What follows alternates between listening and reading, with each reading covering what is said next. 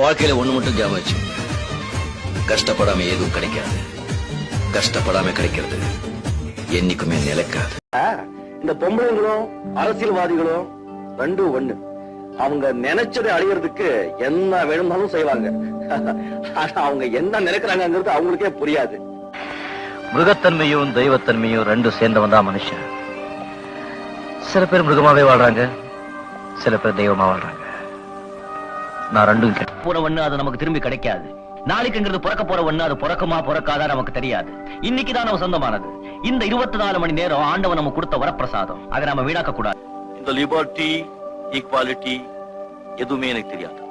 ஆனா ஒண்ணு, ரசிக்கப்பட வேண்டியது ருசிக்கப்பட வேண்டியது ரெண்டு தான். ஒண்ணு மது, இன்னொன்னு மாது. பிறப்பிலையும் சரி, பழக்க வழக்கத்திலையும் சரி, படுக்கறையிலையும் சரி. ஆணும் பொண்ணும் சத்தியமா சமமா இருக்கவே முடியாது. முக்கியமா படுக்கறையில சமத்துவத்துக்கு இடமே கிடையாது. ஒருத்தரோட தான் பரிமாறிக்கணும். ஆம்பளை கட்ட பொண்டாட்டியோட, பொம்பளை கட்டிக்கிட்ட புருஷனோட. Do you understand Tamil? மாடு, மனை, வீடு, சுற்றம் இதெல்லாம் நம்ம தலையில எழுதிருக்க அப்படிதான் அமையும். தொழில அக்கறையும் ஆர்வமும் கடின உழைப்பு இருந்தா வண்டியும் ஓடும், வாழ்க்கையும் ஓடும். ஒழுங்கா வேலை செய்யுங்க. வீடு, வாசல், சொத்து, சுகம் இருக்கிறவ மட்டும் பணக்காரன் இல்ல.